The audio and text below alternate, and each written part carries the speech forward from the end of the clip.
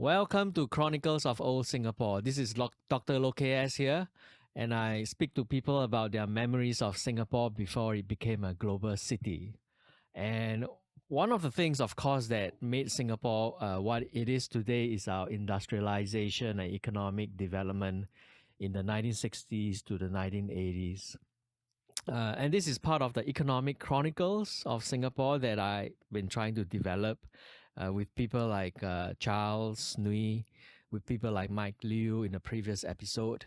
And today we have another guest who I will introduce shortly.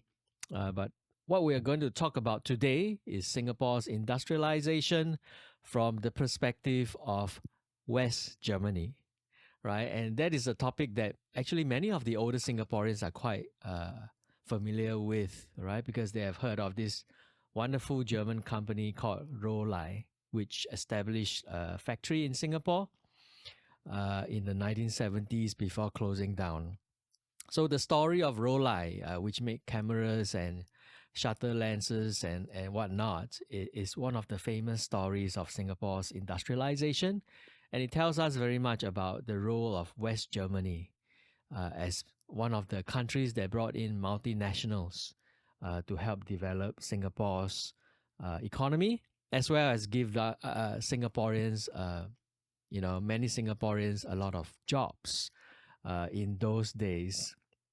And that also tells us about the role of, how did this, German and other foreign multinationals come to Singapore? A lot of it was due to the efforts of the Economic Development Board, the EDB, which play a great role to attract investment to Singapore in those years. So, very, very happy to have with us our guest, which I should introduce now, who is Peter Chua. Hello, Peter. How are you? I'm well, thank you, Kaseng. Peter, how old are you now? I am 85 and a half Wow, you're years old. 85 now. Before I Yeah, met you, you were, that was about, what, 6, 7 years ago, right? yes, time has flown, yes, flown It's by. really good to see you're looking well and sounding well after all these years. Thank you, Kaseng.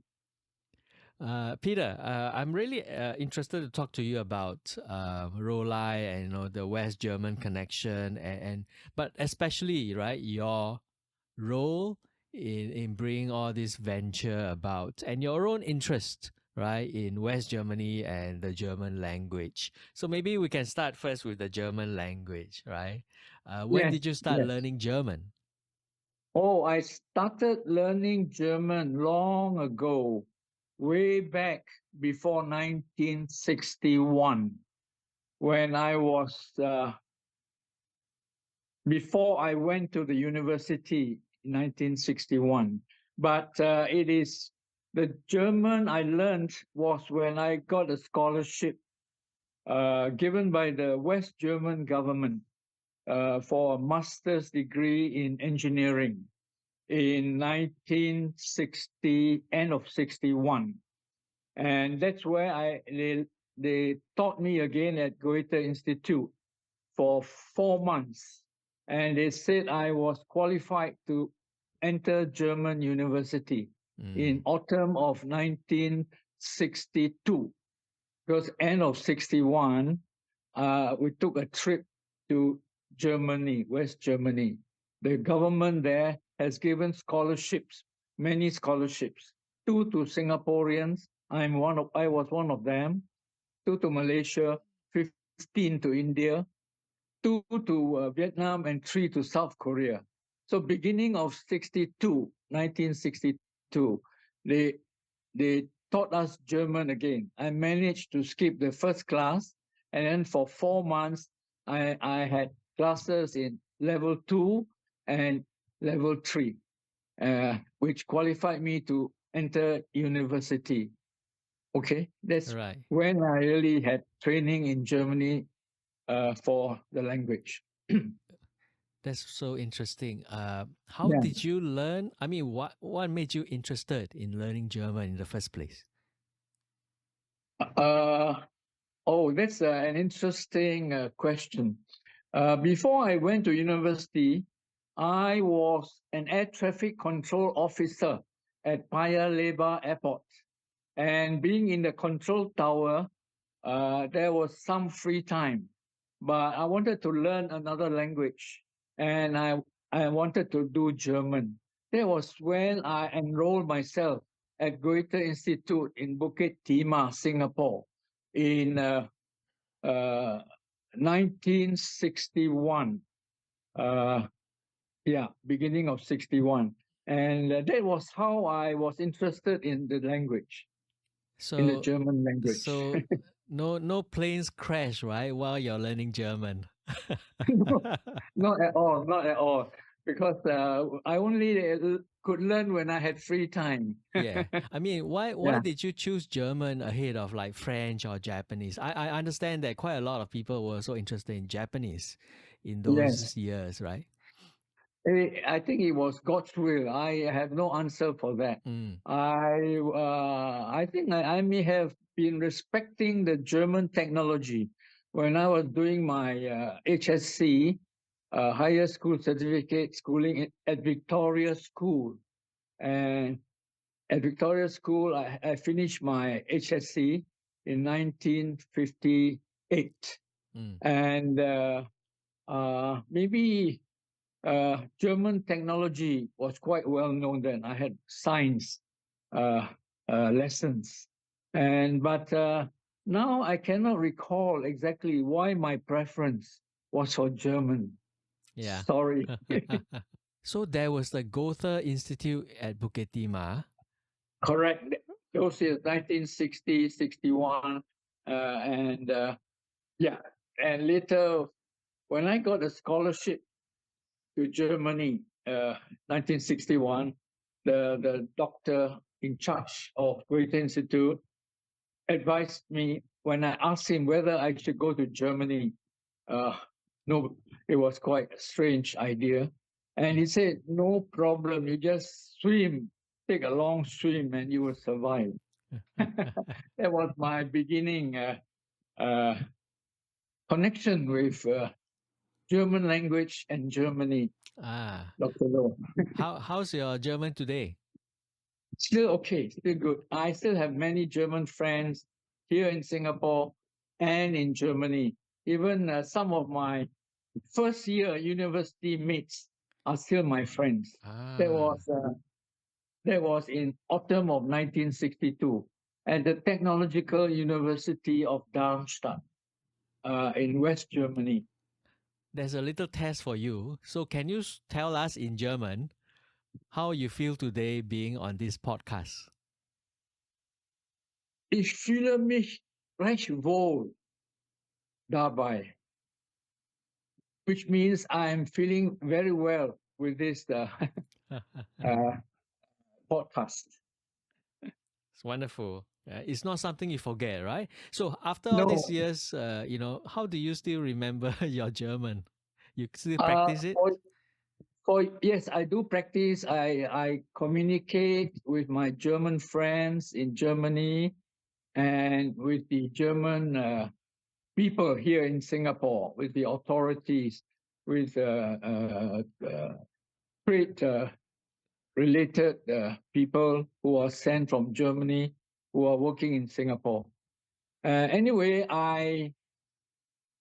Germany has played a big role in my life. I spent a total of 7 years studying at the Technological University of Darmstadt from 62 autumn to autumn 69. And so it's a very part of my life. I think very much like a German in German. That's why I cannot forget my German, Dr. Loh. 7 years. That's a pretty long time, yeah? Yes, that was a requirement uh, of the scholarship or the generosity. Uh, Uh, I have all the documents. It was given early in 61, uh, written by the chief of the Commission General of the German Federal Republic in Singapore. And it stated that the DAAD, the Deutsche Akademische Austauschdienst, the German Academic Exchange Service, has given me a scholarship, together with another Singaporean, Mr. Tan Chuang Yu. We were the two first Singaporeans who were given scholarships by the German Federal Republic. Nothing so What long ago. whatever happened to the other person? Did he also get involved in Germany and German work? Yes, when we meet, both of us stayed in Germany throughout our stay there at the university. Yeah. He studied electrical engineering and I mechanical engineering. Upon our graduation, he was appointed by the Singapore University, now the NUS. And then slowly I lost contact with him. But I returned in early 1969 and was posted to the Public Works Department as senior engineer in March 1969, whereas he was appointed as a lecturer at the university, as said. Right, right. I want to talk about the PWD, but before that, in the 1960s, right, was Yes, Germany and West Germany something that was well known in Singapore? yes, it was well known for its cars, Mercedes and Porsche, etc. Yeah. And for the household utensils, among other equipment, which we were using, which are very world renowned. Actually, Like that is why West what Germany, kind of household utensils? You mean like fork and uh, spoon? like fork and spoons, like pots and pans, Okay, okay. and so on, and many others. They were very well known for their engineering prowess and quality and the duration of their products. Mm. How about, in cultural terms, were there opportunities to see German films or read German material? Not so much Mm, because we have been acquainted with the British Empire, British Isles, Great Britain, and also because the Germany's past was not so positive. However, the economic recovery as well as Japan's after the war have become very well known, and so are the products, mm. as mentioned. Okay. Tell us about your university in West Germany. Which part of West Germany was it in? Yes, as mentioned, I was allowed to go to any university I wanted, but fate has it that at that time I was corresponding with a journalist who was living in Darmstadt. So I asked him for his opinion. Come to Darmstadt Technological Universities, he said. There are so many Japanese students studying there. And so that was my first acquaintance. So I decided to go to Darmstadt. Darmstadt is in the state of Hessen, which has its capital uh, in Frankfurt. Frankfurt on the River Main. So when we write Frankfurt, we always hyphen F M F big F small F then big M. Frankfurt on the River Main. And Darmstadt is only 30 kilometers to the south of Frankfurt. It is very near to Frankfurt. So give you an idea of where Darmstadt is. Mm. Yeah, that's right. So Yeah. it was quite a cosmopolitan university in quite a well developed area. Yes, it was a very well-known Mm. university. I got to know later, which was involved with manufacturing of of bombs in the northern with another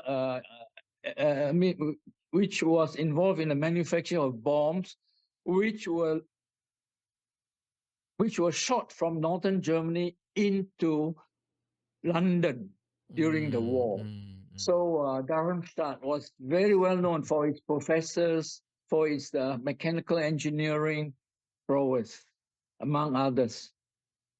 Right. So when you spend, you know, 7 years in West Germany in Yes. the 1960s, and subsequently you were in West Germany as well.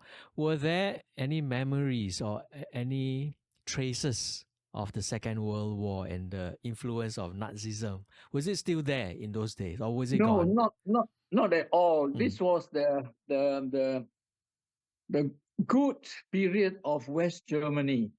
Uh, it's called the wonder, cultural, the economic wonder mm, of Germany after the war, because they got help from the US. Uh, what is it called, for the whole of the Europe, Marshall Plan. and Yeah. the Marshall Plan, Mm, and the Germans being so hardworking. I learned a lot from them actually. Uh, Interesting personal traits as punctuality, seriousness, and reliability, which became my living hallmarks. Uh, I really uh, left a long time, left my parents for 7 years, mm, but I have in a period I have learned a lot. I did not come back, even though after 3 years when they allowed, both of us did not come back because we were engrossed in trying to know more about Europe.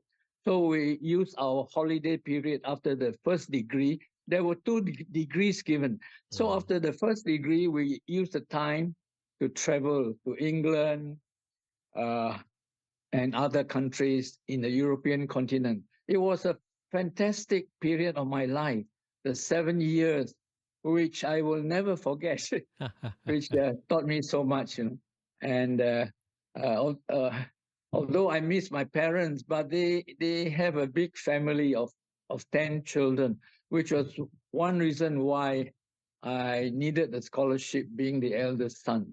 And mm. at 22, I left for Germany. So just imagine, I returned home at age of 29,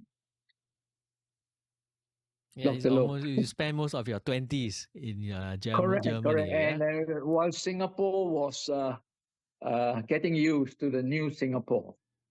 yeah. Um, so the first degree was it a basic degree in mechanical engineering?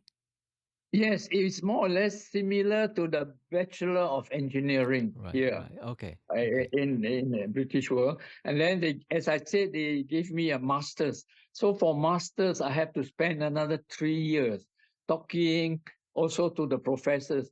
There's also another reason why my German has to be good.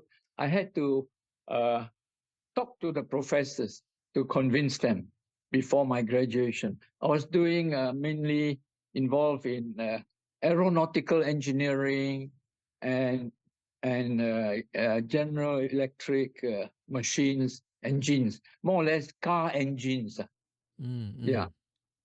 So it sounds quite remarkable, right? I mean, the war is over by then, for close to 20 years. And Yeah. then the Germans have become very practical, very focused on economic development and engineering and mechanical development, completely different from before the war, right? Yes, definitely. Before the war, they were not so well known the world over. Mm, But German uh, characteristics I learned is that they are very determined to do the best they can. And they, as mentioned, they are so well known for the economic wonder under Chancellor Konrad Adenauer after the Adenauer, war. right. Adenauer, and it was so impressive. So they wanted to forget the period before the war.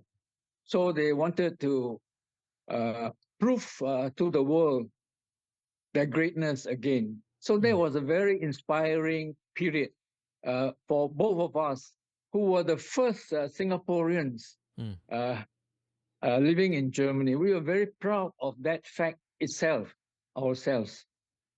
Yeah, correct. You're really aptly called, the pioneer generation in that sense, right? Yeah, I mean, I was even away from after 65, so I have to learn later on what was happening here. Totally living in a different world, Kasing. Yeah. And just as important as learning the engineering, of course, that was very crucial for you. Just as important as that is the cultural learning, right? The values that Yes, you learn, definitely, the definitely, punctuality, the discipline. correct. Yeah. Yes. So when you came back, you got posted to. Were you already bonded to? No, I guess you were not bonded No, I to was bonded. PWD. You were. I was already bonded Ah, by the government through the Ministry of Education. I have to sign papers. I have all these papers. We should meet one day. I will show you all the papers, and it says I have to be bonded for 6 years mm. after my studies. But actually, the studies were shorter than 6 years. But in my case, in Germany, it was longer than 6 years. So, just for your information, I was bonded. So when I returned uh, in early 1969, I graduated in autumn of 68, but I did not want to return to Singapore immediately. So my German students even helped me with some finance to tour the whole world. So I came back to Singapore via Canada, New York, San Francisco, Honolulu, Japan, Hong Kong, Malaysia, and finally Singapore in January 1969. A long story for your information. That must have been a great trip, right? Yeah, Uh, for information. Yeah, I didn't know whether I was leaving Singapore again or not, you see. right, yeah. Um, why PWD? That was a posting from the Ministry of Education. Somehow, Mm. I was, I think from the government authorities, somehow I was told that I was given a job as senior engineer with the Public Works Department to report to head office at High Street, Singapore. And there I started my first few weeks. It turned out that later I was appointed as mechanical engineer of the newly constructed sewage works at Paya Lebar, which was newly built, uh, 5 million public works, Barker, opened by Minister Barker. So I was sent there as the first engineer in charge of the 6-cylinder GE electric engine, and which were used to drive compressors to clear the sewage incoming sewage into fertilizers and methane gas, which was then coupled with diesel to run the English electric engines. So much I still remember. Kaseng. This was for the airport. No, this was for the government, but it's situated near the airport, on the Ah, way to the airport. So one day, once when the Queen Elizabeth was coming to Singapore, they had to perfume the whole road from Paya Lebar Airport to the city of Singapore. So this is a little bit of history. I see, I see. So this sewerage works, which area did they, I mean, they serve the Paya Lebar area, of course, but did they serve a wider area?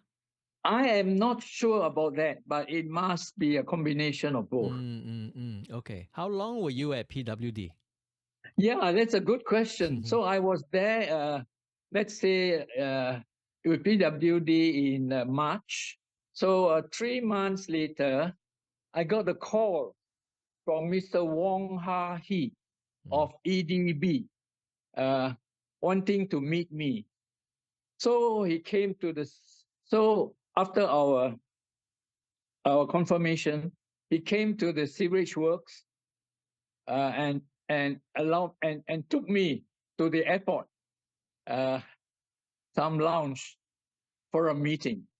And that is where he said, Mr. Chua, our government would like you to go back to Germany to be our director of EDB Centre in Germany, the first one, which we are going to open. So that gave me another shock, Kasing. Out of the blue. Was the position vacant at the time? Or it was a new position, right? It was a new position. They were concentrating promotion in West Germany to attract all the industrialists to Singapore. How did you feel? What did you say to him? I was flabbergasted. I was happy, but at the same time sad. Sad because I just returned from Germany after such a long time. And sad because I am the eldest son of my family. And at 29, I was still not married. So to return to Germany was not so inviting. So I told them I would consider. Yeah. Mr. Wong Ha-hee tried to make it interesting by saying, think of the high salary you would be getting. You know, even among the prime minister's level. So at that time, prime minister was not getting so much. So that was what he was trying to do. 2 weeks later, he came again, but he told me not to pick me up at Paya Lebar, but at the sewage works, but to meet at Paya Lebar because of the stank. Then he said, what was my decision? So during these 2 weeks, I discussed with my parents and decided to accept the government proposal to go back to Germany. But there was something else I had to do. I had to find a wife before I go. You were not interested in getting a German wife. Yeah, in principle, I at that time was influenced conservatively. Right. We were from Asia, we were from China, and many people said conservative. So there were contacts with European girls, but I always thought of what my parents told me. So to answer your question, I was not. Yeah, just a side note, right? You know that the first batch of the Singaporean trainees who went to West Germany, Brunswick, right? To train for the Braunschweig, Rollei, yeah. Brunswick, Yeah. they got to know a lot of Western girls there, German girls, and I think other Western girls there, right? You know. You are right, Kaseng, but that was, let's see, a few years later, 4 or 5 years later, and I was in charge of them. Yeah. But I could not prevent what they were Of course, wanting to do. They mixed. Yeah. This is But it was very interesting. I know you had a lot of exposure to the trainees, and one of them who was very much well known the chief, one of the chief technicians, and it's a very long story of our connection with Rollei and with Germany Mm, for 10 years, mm, which you mm. have amply covered, Kasing. Yeah, thank you, thank you. Tell Yeah, us what was the job of the director of the EDB office in Frankfurt? simply the same as directors of EDB all over the world to promote German industrial investments to Singapore. Since you asked, we had a very good start. But before that, I must tell you, uh, I was working in sewage works at Paya Lebar until September. So I got to be posted to EDB headquarters to learn the tricks of investment promotion for 3 months until December. And the work of the director of investment center is to promote investment.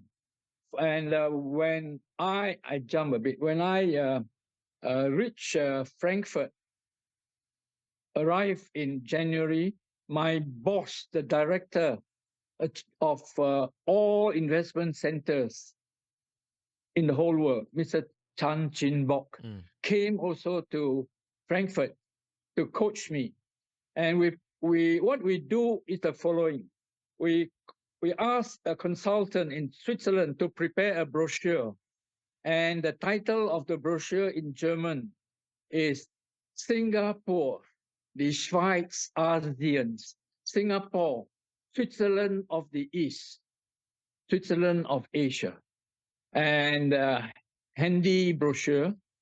And in addition to that, we asked some consultant to mail my personal investment promotion letter to about 500 well-known West German companies in West Germany to tell them of our presence in Frankfurt, EDB Centre at number 55 Bockenheimer Landstrasse, Frankfurt.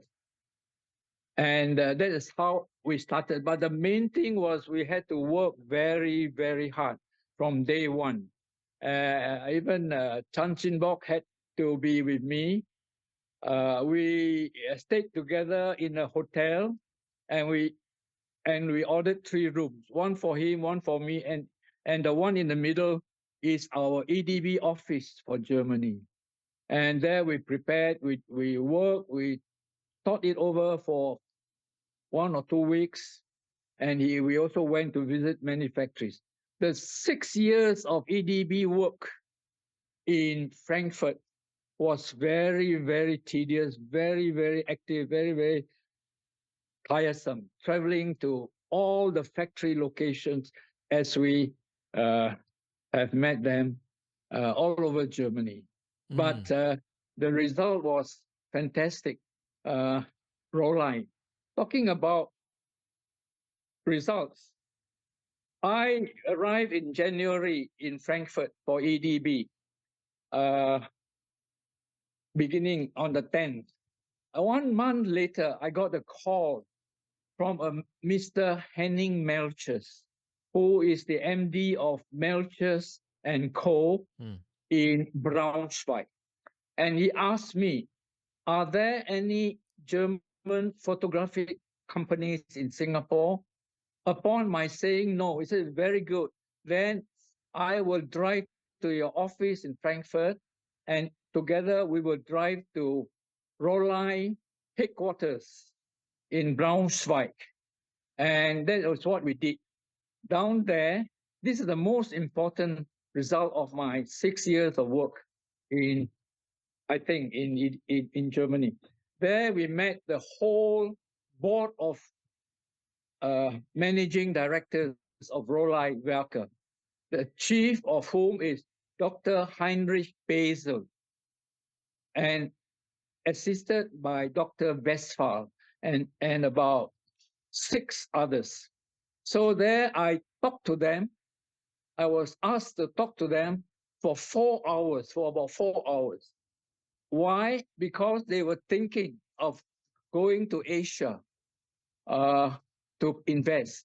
They were famous for the big camera long ago, Rollei Flex. The company itself started in 1920.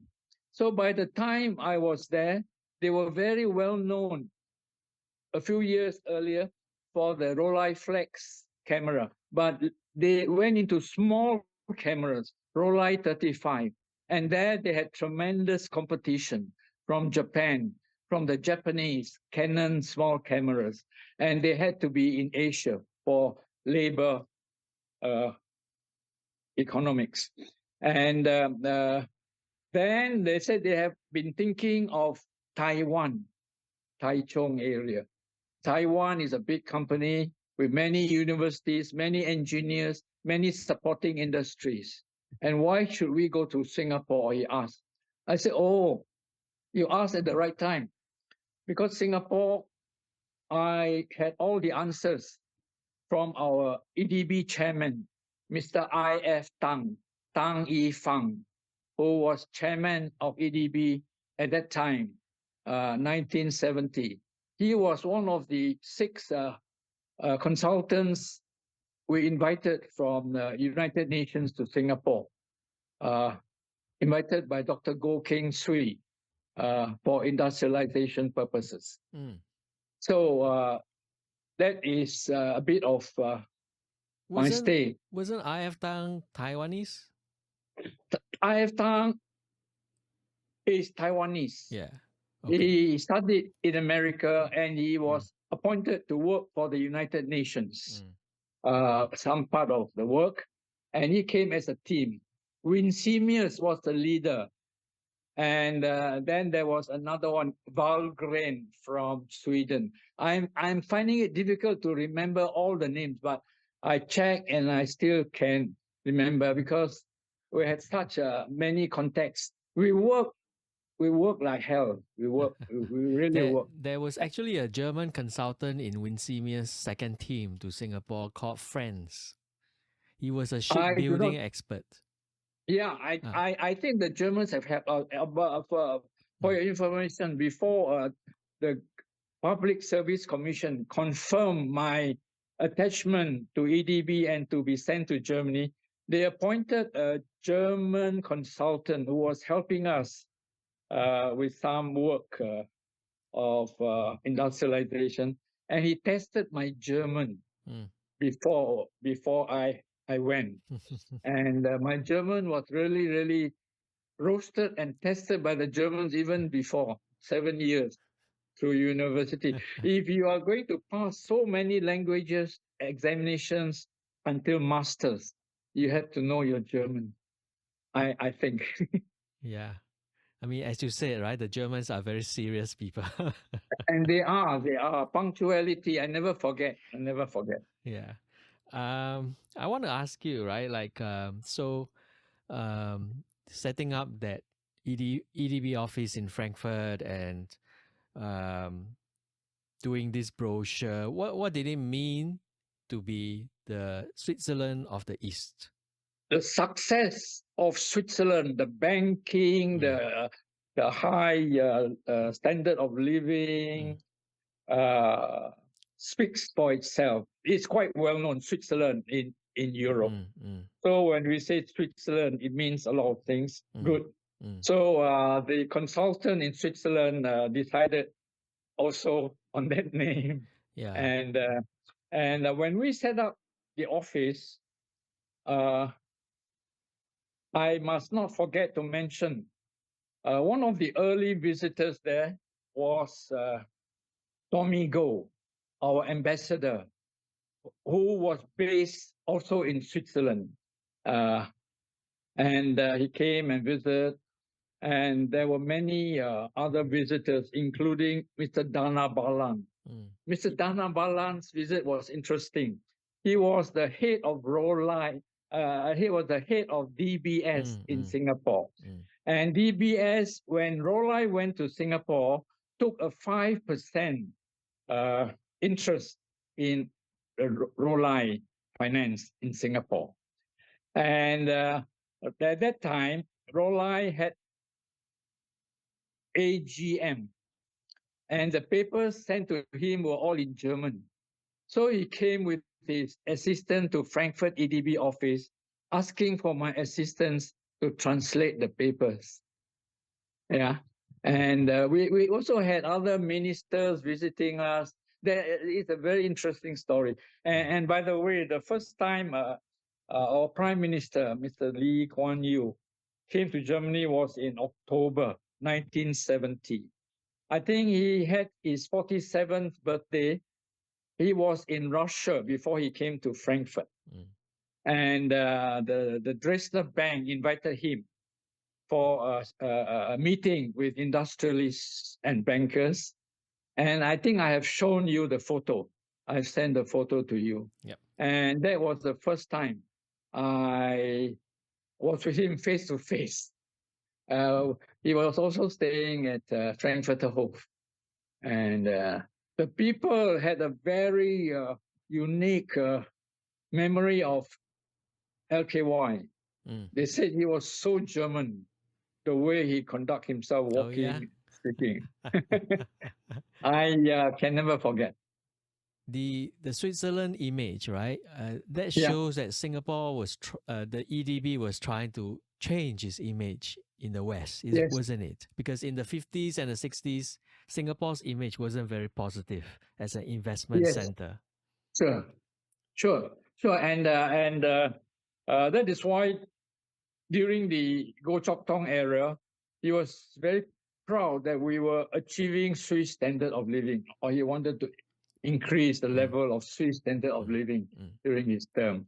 Yeah. So, but we also had a good impression ourselves as a government, because Mr. Lee Kuan Yew also came later, 3 years later, to Bonn on a state visit, where he met Willy Brandt, and I was invited, and Dr. Fei Seng Huat, the chairman of PSC, was also there. He talked to me. He said, "You old German hand," and that time we really impressed upon the Germans that we meant business, and and our standard, our location was tremendous, and it was interesting at that time. The German economy was strong, not under any attack whatsoever, and we went there to impress upon them. Right. Especially at that time when Rollei was in Singapore already. Rollei started in 1920, and famous for Rollei flags, which was even which even appeared on the surface in the moon by the Americans who went there to take pictures. So the name of Rollei was worldwide renowned. And when Rollei came to Singapore and built its headquarters in Kampong Chai Chi, Dr. Pazel invited 100 journalists from all over the world, including US, Japan, to Singapore to see. And a few days later, the Wall Street Journal reported Rollei, the world famous company, manufactures in Singapore. So we had actually a lot of supportive publicity as an industrial place, Dr. Loh. Right. Already at that time, early 1970s, till 1973. So those were really formative years. 1973, we were not very old yet. We were 8 years as an independent country. But we already were doing quite well. Besides investments, a lot of them from America. Yeah, right. From Japan, my friend my friend Wong, who was based as director of EDB in Japan, Tokyo, he had a very in Tokyo. He had a very successful time too, Seiko and so on. And later he was posted to China, where he got to know Xi Jinping as a younger officer. Anyway, a lot of stories. Yeah, correct. I mean, the 70s is when the EDB actually did a lot of success, right? To bring the MNCs to Yeah, Singapore from all fantastic, over the world, right? fantastic. Uh, P.Y. Huang, I.F. Tang, and another one, I forgot the name. They really did wonders. Of course, later Philip Yeo was also very well known. Mm, But our mainstay was Hong Sui Sen's time as finance minister, uh, Bo King Sui, and I.F. Tang as chairman. Those were the days we really had to work very, very hard yeah. to prove what Win Simius wanted to help us uh, had substance. Yeah, I want to ask a bit more about the work that you all did, right? So when you tried to change the image of Singapore, what were the things that you promoted about Singapore's advantages and strengths? Yeah, that's a very good question. As I said, all these our advantages, benefits were all detailed in the booklet, Mm, in the small booklet, Singapore, Switzerland of Asia, of the East. To because as Germany's West German's economy was very well known, there is always a price of labor. The laborers' wages were were high compared to other Asian countries. The Japanese products were well known because of their lower wages, and that is one of the things. The other thing which impressed Rollei, which was my good selling point to Rollei, there is no language difficulty. English is the working language, mm, not so in Taiwan. And that impressed them a lot. So much so that his assistant, Dr. Westphal, a few weeks later, coming back, he went to Taiwan and on his way back to Germany, he stopped over in Singapore. That was near to September 1970. And that was Rollei's personal presence in Singapore for the first time. We looked after him. We told him what we could do for him. We could immediately start the operations in a flatted factory if you want to produce uh, flashlights, flashlight equipment. And that's what we did. Alexandra Road, multi-story car park. We delivered the production equipment through the window upstairs and to do the production earlier and so on. It's a long story, mm, but your question is very important. mm, How did we impress them? I mean, I have a lot of personal stories which may not be important. I speak German. The Malaysian representative did not speak German, and we did a regular professional promotion as Chan Chin Bok has had in America. We brought over to Germany because we were interested in German companies. A lot of German companies at that time were investing in USA. So we were also very eager. We work, and we work.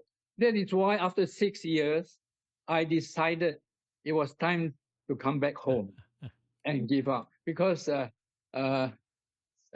my my wife, my partner who went with me also had to do her part of uh, living, suffering, and so on. But so much for the person.